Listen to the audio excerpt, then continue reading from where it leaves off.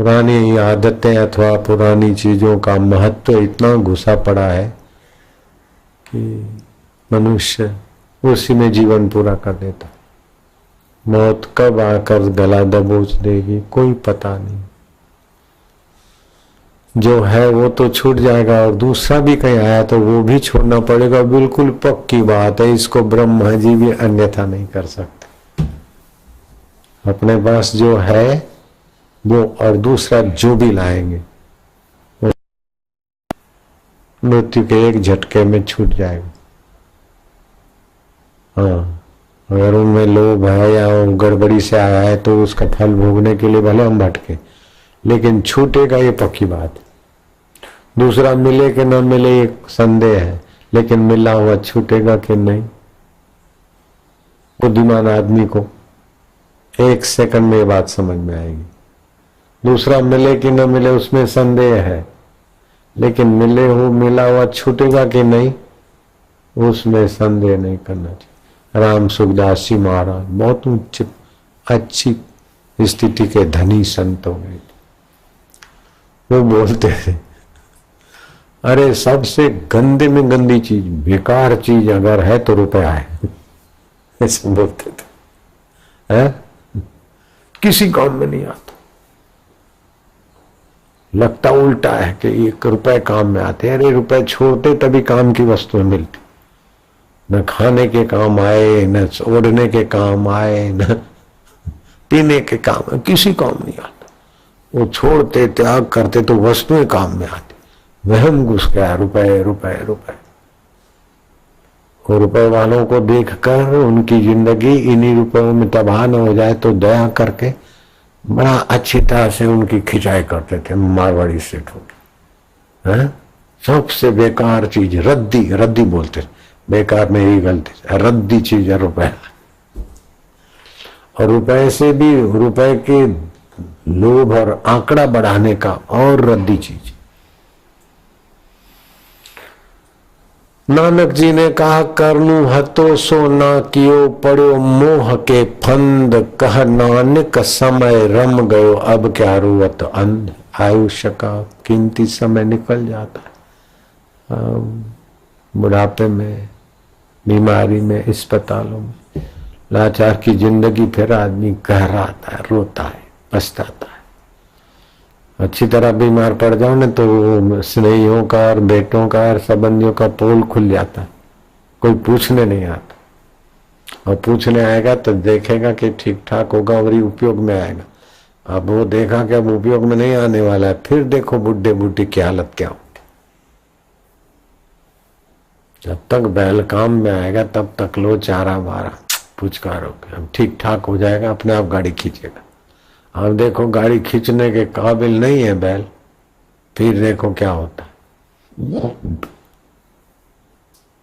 तो ऐसा क्यों बनना? लाचार होकर, पराश्रित होकर मरना पड़ेगा, ये बिल्कुल पक्की बात है। मैं गलती तो नहीं कर रहा हूं मैं बोलने में, है? पक्की बात है, ऐसा मेरे को लगता है। आपको संदेह हो तो बोलो। मरना पड़ेगा, ये पक्की बात है। और मरने के साथ सब छूट जाएगा, ये भी पक्की बात है। अभी भी छूटते तभी आराम से नींद आती। रोज छूटता है, रोज छूटता है। लोग बोलते हैं कि ये छोड़ेंगे तो जिएंगे कैसे? अरे छोड़े बिना जी नहीं सकते लाला लालिया। जो कुछ मेरा मेरा करे रात को सब छूट जाता है। अच्छे से अच्छी वस्तु, व्यक्ति, परिस्थिति, प्रमोशन कार्ड, गहने गांठे, सब संबंध कट हो जाता। तभी तो दूसरे दिन जीने के काबिल होते। छोड़े बिना जी नहीं सकते। वहम घुस गया कि इन चीजों के बिना हम नहीं जी सकते। लेकिन सच्ची बात है कि इन चीजों के साथ का संबंध विच्छेद किए बिना हम जी नहीं सकते।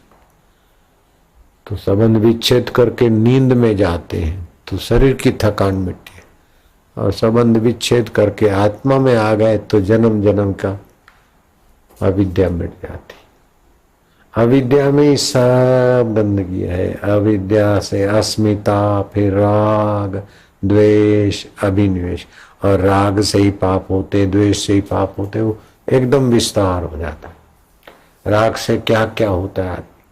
राग हो गया कुर्सी में तो कितने कितने लोगों की खुशामद, कितने कितने इधर उधर कर कराने के बाद 5 साल बीते, 8 साल बीते, 10 साल बीते, बुढ़े हो जाते बेचारे।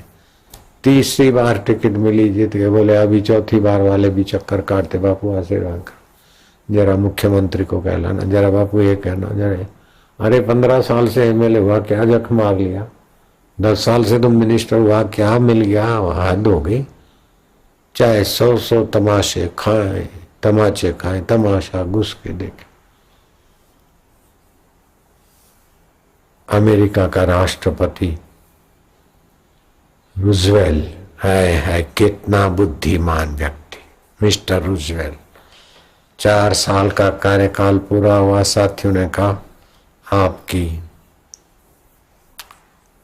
रूजवेल्ट ने कुलिज, कुलिज, आपकी खाली सम्मति चाहिए और लोग तुमको फिर से राष्ट्रपति बना देंगे। बोले आई हैव नो टाइम, अब मेरे पास समय गंवाने के लिए नहीं। मिस्टर कुलिज बहुत कम बोलते थे और उनके जो निकटवर्ती थे, साथी थे, वो ज्यादा बोले अथवा थोड़ा हम लोगों से गपशप में थोड़ा समय दें तो एक रसोई बनाने में एक्सपर्ट और जोक्स बोल बोल कर लोगों को हंसाने में कुशल महिला और उनके साथियों का एक प्रोग्राम रखा, भोज रखा। तो कुलीज के सम्मान में अथवा कुलीज की प्रसन्नता के लिए भोज रखा।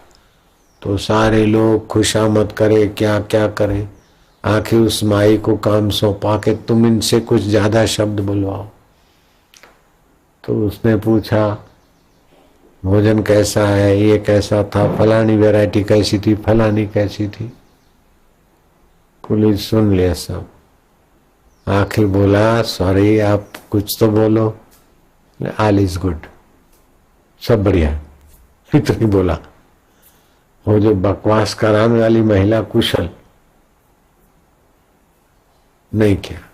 क्यों वाणी व्यर्थ जाए, क्यों समय व्यर्थ जाए। इतना वो वाणी का, समय का सेन। दोबारा राष्ट्रपति खाली आप हाँ बोल दो, अपने आप चुन के आ जाओ।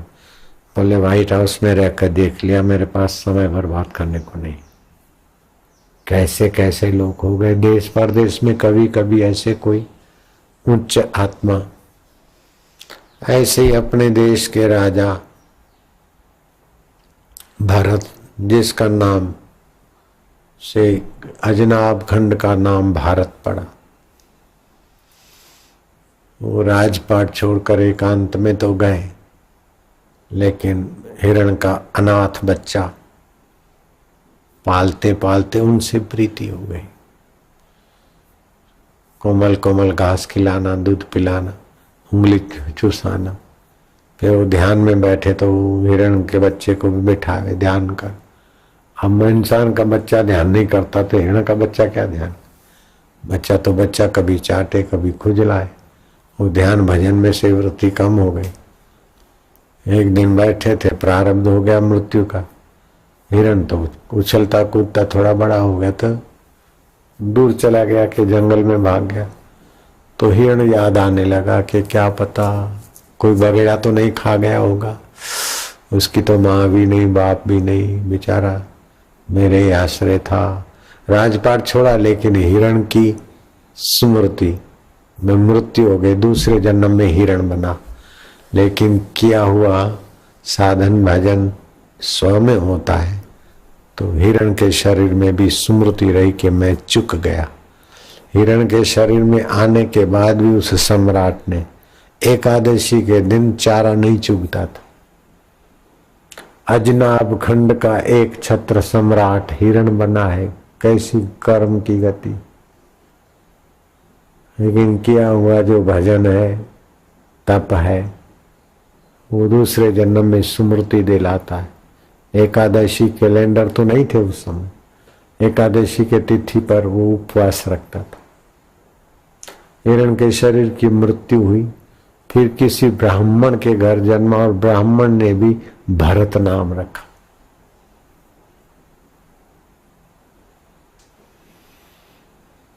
तो मैंने हिरण से प्रीति किया और उसके चिंतन से मेरी दुर्दशा हुई थी। अब किसी से प्रीति नहीं करेंगे।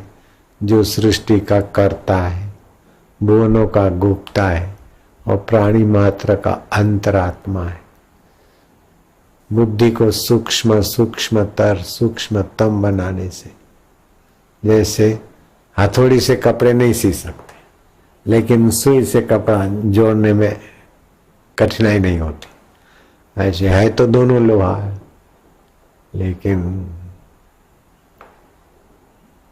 कुंजी भी लोहा है, सुई भी लोहा है, हथौड़ी भी लोहा है। हथौड़ी से ताला टूट सकता है, ताला खुल नहीं सकता। कुंजी से ताला खुल सकता, लेकिन कपड़ा नहीं सी सकते। कपड़ा सीने के लिए लोहा का और सूक्ष्मीकरण करना पड़ता है। ऐसे ही बुद्धि की सूक्ष्मतम अवस्था आती है। छल छिद्र कपट बिना और श्रद्धा के रंग से, श्रद्धा की नोक से बुद्धि प्रवेश कर